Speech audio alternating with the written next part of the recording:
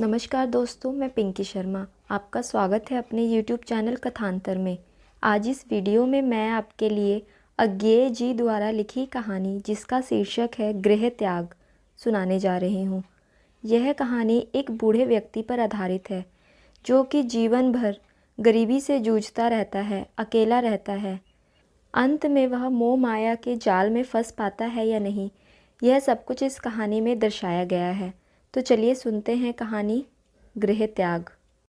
कितने भोले थे हम जो सच्चे दिल से इस शिक्षा को अपनाकर संतुष्ट हो गए। कहकर बूढ़े ने एक बहुत लंबी सांस ली और उठ खड़ा हुआ। खड़े होकर एक बार उसने अपने चारों ओर देखा, फिर धीरे धीरे खिड़की के पास जाकर चौखट पर बैठ गया और घुटने पर थोड़ी टेक कर धीरे धीरे कुछ गुनगुनाने लगा। खिड़की के बाहर कोई बहुत सुंदर दृश्य हो, यह बात नहीं थी। वह घर जिसकी कोठरी में वृद्ध बैठा था मद्रास नगर की एक बहुत छोटी, बहुत गंदी गली में था और उस कोठरी तक सूर्य का प्रकाश कभी नहीं आ पाता था। उस खिड़की के बाहर का दृश्य एक तंग गली जिसके दोनों ओर नालियां बह रही थी, जिसमें छोटे छोटे श्यामकाय बच्चे खेल रहे थे। इसमें ऊपर एक पकौड़ी की दुकान जिसमें एक तेल के कड़ाहे के पास बैठी एक बुढ़िया धीरे धीरे कुछ गा रही थी। कभी कभी वह रुककर कीच से लथपथ लड़कों को धमकी देती थी जिससे वे दूर भाग जाते थे और फिर नाली की कीच में कूद पड़ते थे। बूढ़ा इसी दृश्य को देख रहा था या इसी दृश्य में किसी सुदूर प्रदेश की कल्पना किए बैठा था और वह धीरे धीरे गुनगुनाता जाता था, मानो तेल से उठते हुए धुएं से बातचीत कर रहा हो। कमरे में वृद्ध अकेला ही था, बहुत अकेला, इतना अधिक अकेला कि उसे अपने वहाँ होने का भी ज्ञान नहीं था। उसके मुख से शब्द बिना आयास के या नियंत्रण के निकलते जान पड़ते थे और ऐसा प्रतीत होता था कि वह स्वयं उन्हें सुन नहीं रहा, न समझ ही रहा है। कितने भोले थे हम। इतने बड़े जीवन में हम एक इतनी सी बात भी नहीं जान पाए कि स्वत्व क्या है। हमारे लिए वह सैद्धांतिक चीज़ थी, हम उसकी परिभाषा कर सकते थे, किंतु हमने उसका उपभोग कभी नहीं किया, न हमें उसकी कुछ अनुभूति ही है। कारखाने के निर्दयी कार्यक्रम से समय बचाकर हमने किताब मांग मांग कर पढ़ना शुरू किया, तो क्या पढ़ें? वही हृदय को जलाने वाली शिक्षा जिसके सिद्धांत बचपन से ही हमारे वक्ष स्थल पर अमित अक्षरों में खुद गए थे। हम जो जन्म के समय से वंचित, छलित, विवस्त्र, विवृत और विदग्ध थे, पढ़ लिख कर भी यही सीखे कि संपत्तिहीन होकर भी हमें शिकायत नहीं करनी चाहिए, क्योंकि जिन अधिकारों से हम वंचित रह गए वे व्यक्तिगत होने ही नहीं चाहिए, वे समाज में ही अभिहित होने चाहिए। अभी तक हम बाध्य होकर निर्धन और वंचित थे। अब हमें शिक्षा मिली कि इस दशा में रहना मनुष्य मात्र का कर्तव्य है। बूढ़ा कुछ देर तक रुक गया, फिर एकाएक बोला, कितने भोले थे हम। इसी समय खिड़की के नीचे कुछ कोलाहल हुआ। पकौड़ी वाली बुढ़िया का कर्कश स्वर सुन पड़ा, फिर एक लड़के के रोने की चीख। बुढ़िया ने मेरा खिलौना तोड़ दिया। वृद्ध एकाएक चौंका। उसने खिड़की के बाहर झांककर पुकारा, आ बेटे, मैं तुझे दूसरा खिलौना दूंगा। लेकिन वह लड़का रोता हुआ भाग गया था। बूढ़े की बात सुनकर पकौड़ी वाली बुढ़िया चिल्लाकर बोली, अरे कौन है यह खिलौने वाला? छोकरे को बिगाड़ रहा है, खिलौने देने चला है, पहले अपने मुंह के दांत तो गिन ले। गली में खड़े हुए लड़के जो अब तक सशंक दृष्टि से बुढ़िया की ओर देख रहे थे, उसकी इस बात पर खिलखिलाकर हंस पड़े। वृद्ध ने उठकर खिड़की बंद कर दी और अंधकार में एक बड़ी लंबी सांस ली। फिर उसने दिया सलाई से एक बहुत छोटा सा दीपक जलाया और एक और आले में रखकर उसके सामने खड़ा हो गया। उसकी ओर देखता हुआ बोला, क्यों रे, कल भी तुझे जलाने वाला कोई होगा या नहीं? क्षण भर वृद्ध ने अपने आप ही सिर हिलाया और तुझमें स्नेह नहीं है कहकर वहाँ से चला। एक कोने से एक मिट्टी का घड़ा और पीतल का कमंडल लेकर वह कोठरी से बाहर निकल पड़ा। सीढ़ियों से उतरकर वह एक छोटे से आंगन में पहुंचा। यहाँ पर नल के नीचे उसने घड़ा रख दिया और स्वयं के पास के चबूतरे पर बैठकर पानी की बहुत पतली धार की ओर देखने लगा। घड़े में पड़ते हुए पानी की घर घर घर सुनते सुनते उसे अपना नारकीयगत जीवन का कुछ भी प्रतिकार नहीं किया, प्रतिवाद तक नहीं। प्रबुद्ध होकर भी हमने कोई चेष्टा नहीं की। जिन वस्तुओं से हम सदा वंचित रहे उन्हें अब स्वयं प्राप्त करें या दूसरों को ही दिलाएं। उल्टे हम स्वयं इसी सिद्धांत का प्रचार करने लगे कि किसी व्यक्ति का किसी वस्तु पर कोई स्वत्वाधिकार नहीं है, कभी कभी संघ और समाज का है। किंतु हमारा सिद्धांत मिथ्या थोड़े ही था। हमारा मन कभी कभी कठोर से कठोर यंत्रणा से निकलकर अदम्य और उद्दंड भाव से स्वत्व कामना करने लगता है, एक स्वत्व विशेष का। लेकिन इस आंतरिक प्रेरणा का प्रज्वलन विवेक बुद्धि की शीतलता को मिथ्या नहीं करता। शायद वह प्रेरणा बिल्कुल मरीचिका। बूढ़ा फिर एकाएक रुक गया, क्योंकि एक छोटी सी कोई 7-8 वर्ष की बालिका उस घड़े के पास आकर खड़ी हो गई थी और अपनी हथेली नल पर रखकर पानी इधर उधर छिटका रही थी। बूढ़े ने उसे देखकर कहा, छोटी, घड़ा भर लेने दे, फिर मैं ही पानी उड़ाकर दिखाऊंगा। वह बालिका नल से हटकर बूढ़े के पास आकर खड़ी हो गई। बोली, बूढ़े बाबा, तुम्हारा नाम ही गंगाधर है। हाँ, क्यों? ऐसे ही, पिता कुछ बात कर रहे थे। वृद्ध ने बालिका का हाथ थामते हुए पूछा, क्या? बालिका उसके और पास चली आई और बोली, बाबा, तुम हमारा घर छोड़कर चले जाओगे? वृद्ध ने प्रश्न से समझ लिया कि बालिका गृह स्वामी की लड़की है। उसने उसका नाम बहुत बार पुकारा जाता सुना था, किंतु उसे देखा कभी नहीं था। उसने कुछ देर चुप रहकर कहा, हाँ, मुझे जाना ही पड़ेगा, कल चला जाऊंगा। क्यों गंगाधर, तुम्हें हमारा घर अच्छा नहीं लगा? वृद्ध ने एकाएक जवाब नहीं दिया। फिर टालते हुए बोला, देखो, तुम्हारी शक्ल से तुम्हारा नाम बता सकता हूँ। तुम्हारा नाम कनकवल्ली है, क्यों, ठीक है ना? बालिका हंसकर बोली, ओह, पिता से सुन लिया होगा। फिर एकाएक गंभीर होकर कहने लगी, तुमने बताया नहीं, तुम्हें हमारा घर अच्छा नहीं लगता? वृद्ध ने उदास होकर कहा, बहुत अच्छा लगता है। नहीं, तुम मुंह बनाकर कह रहे हो, तुम्हें अच्छा नहीं लगता, बालिका ने कहा। वृद्ध ने बालिका का मन रखने के लिए कहा, नहीं नहीं, मैंने मुंह इसलिए बनाया है कि मुझे यह घर छोड़कर जाना पड़ेगा। मैं जाना नहीं चाहता। तो फिर क्यों जाते हो, यहीं रहो ना। वृद्ध ने फिर थोड़ी देर चुप रहकर कहा, कनक, मेरे पास किराया देने को पैसे नहीं हैं, इसलिए जाना पड़ेगा। बालिका थोड़ी देर गंभीर मुद्रा से उसकी ओर देखती रही, फिर बोली, तुम यहीं बैठे रहना, मैं अभी आती हूँ। अच्छा। कहीं जाना मत, कहकर बालिका भाग गई। थोड़ी देर बाद वृद्ध ने देखा वह लौट आ रही है। उसकी दोनों बाहों पर, पीठ पर, हाथों में, सिर पर कई तरह के बांस और लकड़ी के खिलौने लगे हुए थे। वृद्ध उसको देखकर मुस्कुराने लगा। वह पास आकर बोली, ये देखो मेरे खिलौने। वृद्ध ने बहुत धीमे स्वर में पूछा, ये क्यों ले आई?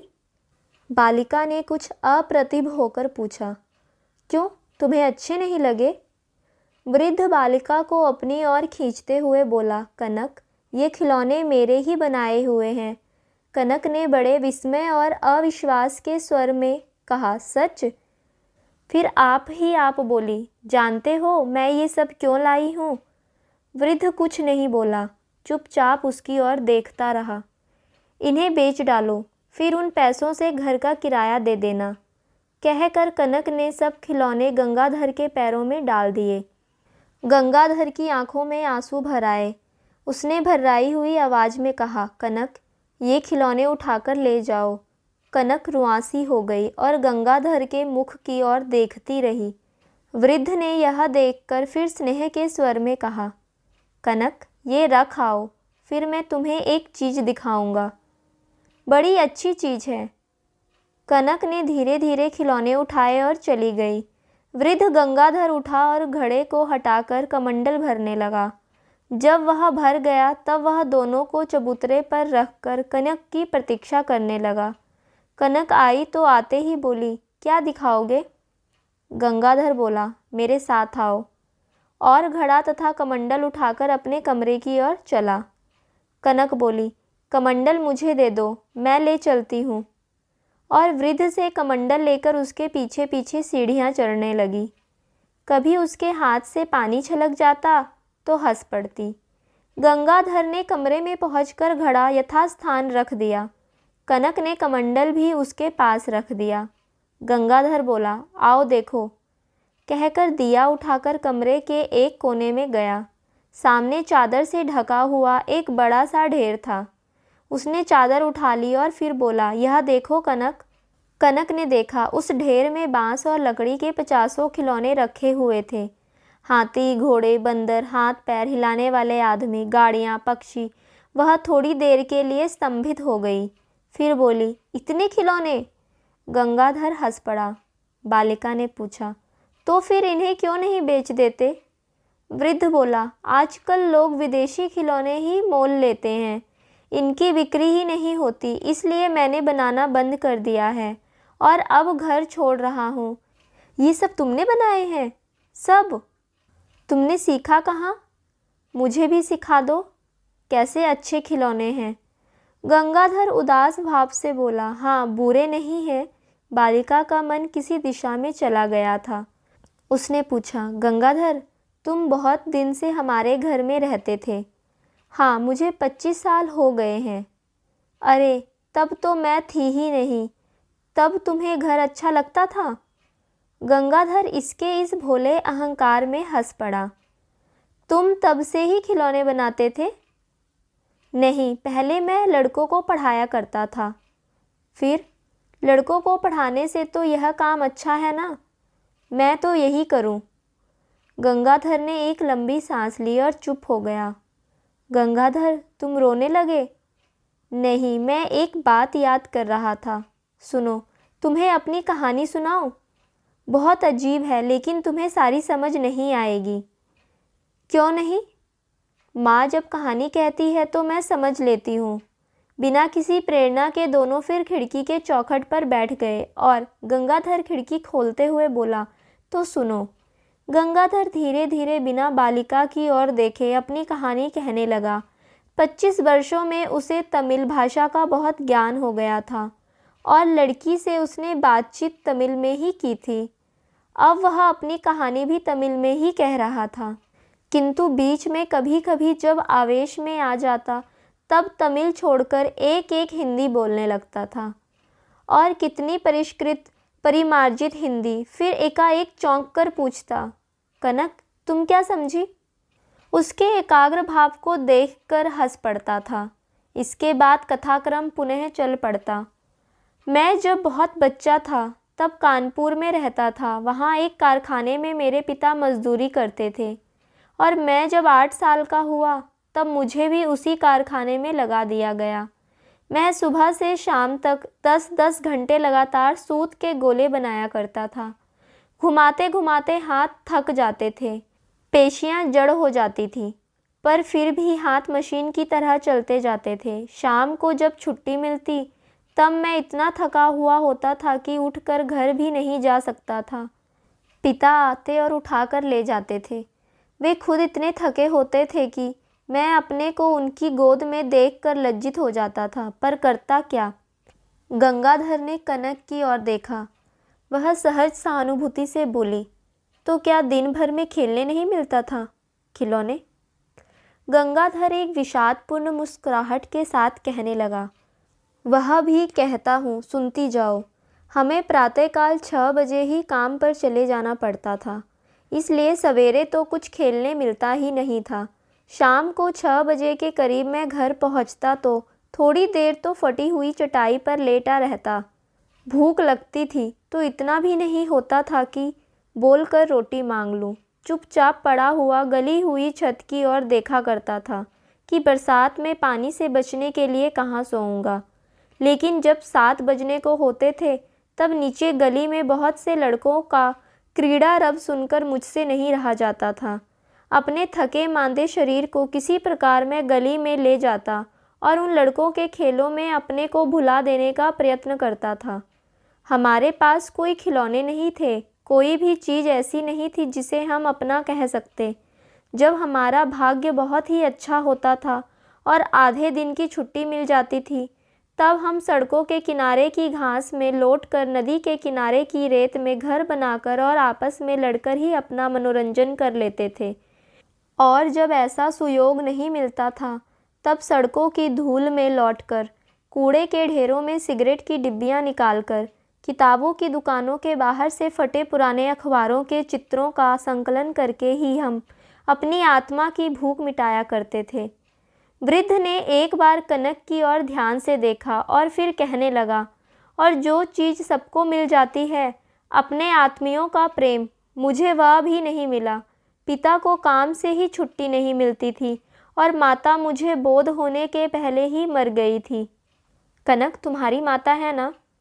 कनक ने कहा, माँ मुझे बहुत प्यार करती है। गंगाधर ने यह सुना या नहीं, इसमें संदेह है। उसका ध्यान बहुत दूर कहीं चला गया था। वह तमिल को छोड़कर हिंदी में ही गुनगुनाने लग गया था। शायद अपनी बाल्यकालीन स्थिति के कारण, अपनी शिक्षा के दोष या गुण के कारण मेरी दशा बाद में ऐसी हो गई। संघ स्वत्व का प्रचार करते करते कभी मानो पैरों के तले से धरती खिसक जाती है। अपने सब तर्क भूल जाते हैं। अपना आत्मविश्वास जनित संतोष नष्ट हो जाता है। संसार सूना हो जाता है। केवल एक विराट आशंका से, एक भैरव प्रशांति से, एक उद्भ्रांत कामना से आकाश व्याप्त हो उठता है। जिन मन की बातों को हम अब तक छिपाते आ रहे हैं, वे एकाएक प्रलयंकार वेग से सामने आती है। एक ही आकांक्षा, स्वप्रेच्छा कि इस विशाल विश्व में कम से कम एक वस्तु को ऐसी हो जिस पर हमारा एकांत स्वत्व हो, जिसे हम अपनी कह सकें। हमारे निरीह निस्नेह नीरव हृदयों में कभी कभी जो उथल पुथल मच जाती है। कनक, तुम क्या समझी? कनक हंसकर बोली, तुम बोल रहे थे तो तुम्हारे मुंह पर दिए का प्रकाश बहुत कांपता मालूम होता था। मैं वही देख रही थी। अब कहानी नहीं सुनाओगे? मैं क्या कह रहा था? हाँ, कि हमारे पास खिलौने नहीं थे। जब मैं 13 साल का हुआ तब मेरे पिता मर गए। उसके बाद कनक ने गंगाधर के घुटने पर हाथ रखकर कहा, गंगाधर, तुम तो बहुत रोए होंगे। नहीं, रोने का समय नहीं मिला। मेरे पास पैसे नहीं थे। 5 आने रोजी मिलती थी। जब पिता मर गए तब मैंने वह काम छोड़कर आदमी का काम शुरू किया। काम में हाथ पैर टूटने लगते थे, पर पैसे ज़्यादा मिलते थे। 10 आने रोज। मेरी एक बहन भी थी, मुझसे साल भर छोटी। उसे भी अब कारखाने में काम करना पड़ा। उसे 4 आने रोज मिलते थे, पर वह उसी साल हैजे से मर गई और मैं अकेला रह गया। कनक ने क्षण भर के लिए अपने चिबुक गंगाधर के घुटने पर रख दिया। वृद्ध फिर कहने लगा, मैंने फिर वह घर भी छोड़ दिया जिसमें रहता था। उसके बाद कारखाने के बाहर की कहीं छप्पर में सोया रहता था और दिन भर में पेट भरने के लिए 2 आने भर खर्च करता था। बाकी पैसे बचा बचा कर मैं एक शिल्पशाला में भर्ती हुआ और 2 साल तक काम सीखता रहा।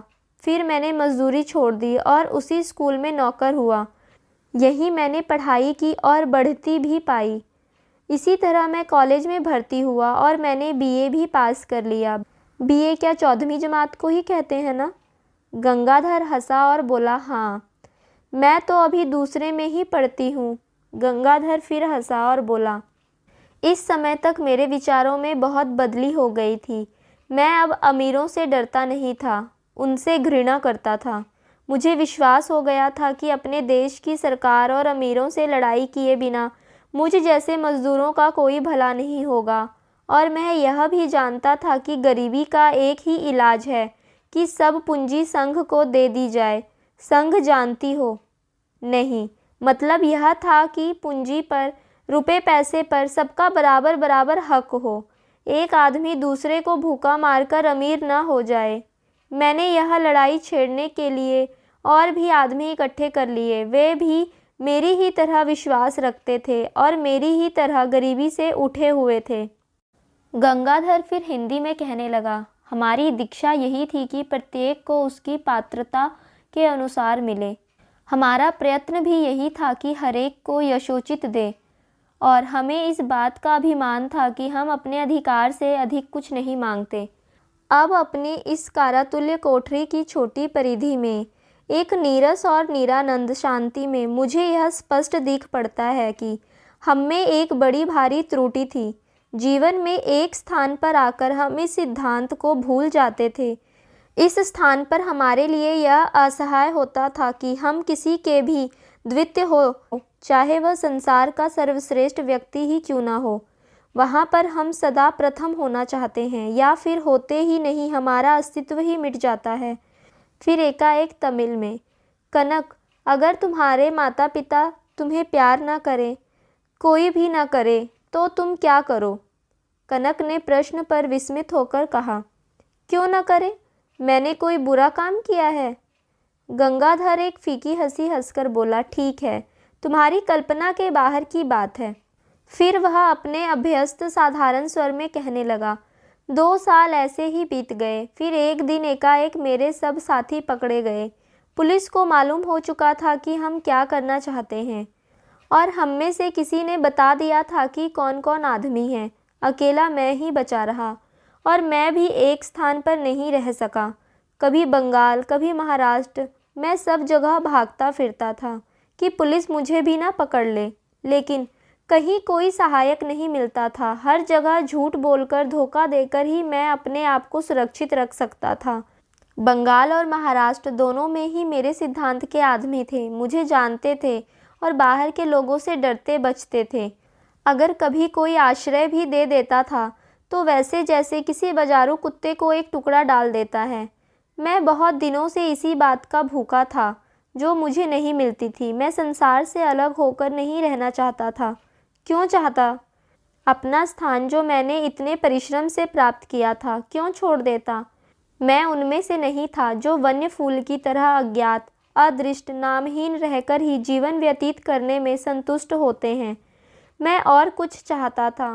मैंने बहुत कुछ सहा था, स्नेह की कामना करते हुए भी उसके अभाव में प्रसन्न था। घृणा का सामना किया था, पर यह उपेक्षा मैं नहीं कर सका। मैं संसार का प्रतिद्वंदी होकर रह लेता, परित्यक्त होकर नहीं रहा जाता था। कनक, तुम सुन रही हो ना? हाँ, सुनती हूँ, पर जल्दी जल्दी कहो, नहीं तो पिता मारेंगे। अच्छा। सब ओर से धक्के खाते खाते तंग आ गया, पर हताश नहीं हुआ। मेरे लिए तिरस्कार नई वस्तु नहीं थी। मेरी स्वाभाविक स्थिति ही यही थी कि मैं समाज की उपेक्षा का, घृणा का, तिरस्कार का पात्र रहूं।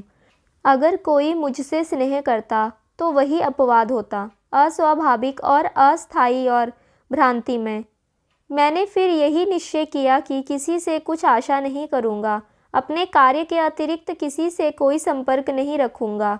इसलिए मैं पागलों की तरह अपने आप को अपने काम में खो देने का प्रयत्न करने लगा। मैं रोज़ यह प्रार्थना करता हूँ कि मुझ में इतनी शक्ति, इतनी दृढ़ता हो कि मैं समाज की, मैत्री की, स्नेह की कमी और आवश्यकता का कभी अनुभव न करूँ। प्रत्युत उसकी उपेक्षा करता हुआ उसकी ईर्ष्या का पात्र होकर चला जाऊं।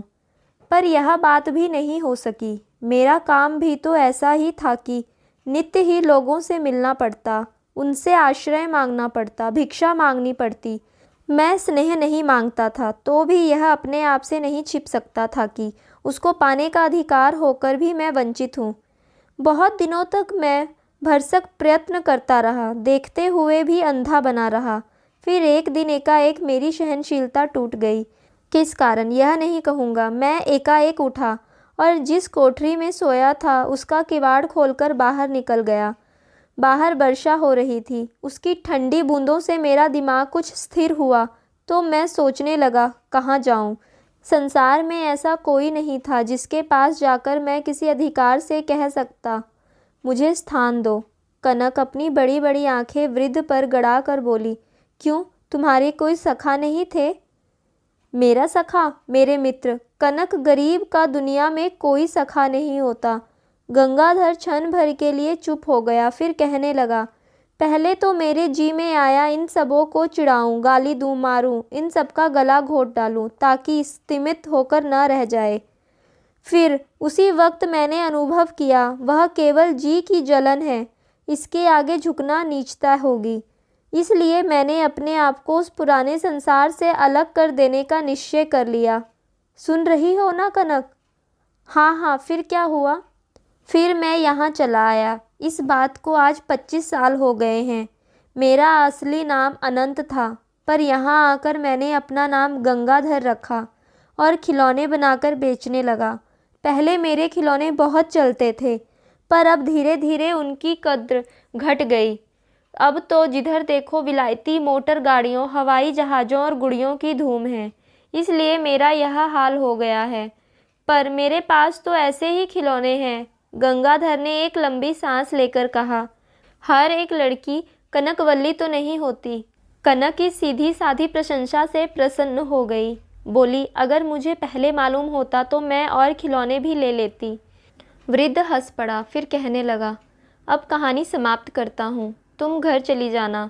अब मेरी यह दशा हो गई है कि मैं इस घर का किराया भी नहीं दे सकता, इसलिए अब छोड़कर जा रहा हूँ। कहाँ जाओगे? पता नहीं। क्या करोगे? पता नहीं। फिर वापस आओगे? पता नहीं। बालिका हंसने लगी। बोली, कुछ पता भी है? गंगाधर फिर हिंदी में बातें करने लगा। चला तो जाऊंगा, पर वह भूख कहाँ मिटेगी? अब मैं बूढ़ा हो गया, अब बदलना मेरे लिए संभव नहीं है।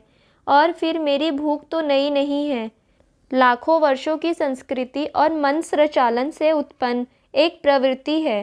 पृथ्वी पर मनुष्य का आविर्भाव हुए करोड़ों वर्ष हो गए हैं, और इन करोड़ों वर्षों से बिना किसी बाधा के हमारे हृदयों में व्यक्तिगत स्वत्व का भाव जागृत रखा गया है। और उससे भी पूर्व, जब हमारे पुरखों ने अभी मनुष्यत्व नहीं प्राप्त किया था, तब भी यह स्वत्व भाव पशुओं में था। इन असंख्य वर्षों से जो भाव हमारे मन में घर किए हैं, जिसकी रूढ़ी असंख्य वर्षों से हमारे मन को बांधे हुए है, उसे विवेक के एक क्षण में, एक दिन में, एक वर्ष में, एक समूचे जीवन में भी समूल उखाड़ फेंकना हमारे लिए संभव नहीं है। विवेक द्वारा स्वत्व भाव को दबाकर भी हम इस अस्फुट आकांक्षा के विद्रोह को दबा नहीं सकते। बालिका इतनी देर से चुप बैठी थी, अब बोली, गंगाधर। क्या है कनक, मेरी बात नहीं समझी? मैं बीच बीच में अपनी भाषा बोलने लग जाता हूँ। एक बात कहूँ, मानोगे? कहो। हमारा घर छोड़कर मत जाओ। क्यों? और फिर रहूँ कैसे? मैं पिताजी से कहूँगी वे किराया कम कर लें या ना ही लें। तुम खिलौने बनाया करना और बेचा करना, मैं भी मदद करूँगी। बोलो, रहोगे ना? गंगाधर उसके इस आग्रह का सहसा कोई उत्तर न दे सका। उसने मुंह खिड़की से बाहर कर लिया ताकि कनक उसकी आंखों के आंसू न देख सके। बहुत देर तक दोनों ऐसे ही चुप बैठे रहे। फिर गंगाधर बोला, कनक, तुमने आज से पहले मुझे क्यों नहीं कहा? तब शायद आज से पहले मुझे कभी इधर आने ही नहीं मिला। आज जब पिताजी ने कहा कि तुम चले जाओगे, तब मैं तुम्हें देखने चली आई थी। तुम मुझे क्यों रहने को कहती हो? मुझे तुम्हारे खिलौने और तुम्हारी कहानियाँ और तुम अच्छे लगते हो। वृद्ध एक लंबी सांस लेकर चुप रहा। थोड़ी देर बाद कनक ने फिर पूछा, गंगाधर, रहोगे ना? कहकर वह अपना कोपल धीरे धीरे वृद्ध के घुटने पर मलने लगी। गंगाधर का हृदय द्रवित हो गया। वह बोला, कनक, पता नहीं अब रह सकूँगा कि नहीं, पर तुम इतना कहती हो तो यत्न करूँगा। नहीं, ऐसे नहीं, वादा करो नहीं जाओगे। वृद्ध चुप रहा। कनक फिर बोली, मेरी बात नहीं मानोगे? कह दो नहीं जाऊँगा। अच्छा, जैसे तुम कहो। नहीं, कहो, वादा करता हूँ नहीं जाऊँगा। अच्छा, वादा करता हूँ नहीं जाऊँगा। लो, अब तुम दौड़कर घर चली जाओ, बहुत देर हो गई है। अच्छा, कल फिर आऊँगी, तुम जाना मत। कहकर बालिका भाग गई। गंगाधर खिड़की की चौखट पर सिर रखकर बैठ गया। उसका दुबला शरीर अंतर्दाह से हिलने लगा। इसी समय उसने दूर पर एक स्त्री का क्रुद्ध स्वर सुना, क्यों री चुड़ैल, कहाँ गई थी? और उसके बाद ही कनक के रोने की आवाज़। वह एकाएक उठकर दीपक के पास आकर खड़ा हो गया। बोला, मैं किस विडंबना में अपने आप को भुला रहा हूँ। 50 वर्ष तक जो नहीं मिल सका, उसके मोह में आज भी पागल हो रहा हूँ। और आज भी वह कहाँ मिला है? एक बच्चे का अस्थायी चापल्य। अगर कल वह चली गई या विमुख हो गई या भूल ही गई तो? गंगाधर, तुम पागल हो गए हो। तुम्हारे हृदय में, तुम्हारी नस नस में जो जीवन की तीक्ष्णता नाच रही है, उसको तुम एक सामान्य और क्षणभंगुर आनंद में कैसे भुला दोगे? तुम्हें चाहिए कि एक अशांति में उपद्रव्य या कुछ नहीं। हटाओ इस मोह जाल को। गंगाधर ने एक बहुत लंबी सांस लेकर चारों ओर देखा, फिर एक कागज के टुकड़े पर पेंसिल से तमिल अक्षरों में लिखा, मेरे सब खिलौने कनकवल्ली के लिए हैं, और उसे खिलौने के ढेर पर रख दिया। फिर किवाड़ से बाहर एक बार सीढ़ियों की ओर झांककर देखा, फिर वापस आकर दिए के सामने खड़ा हो गया।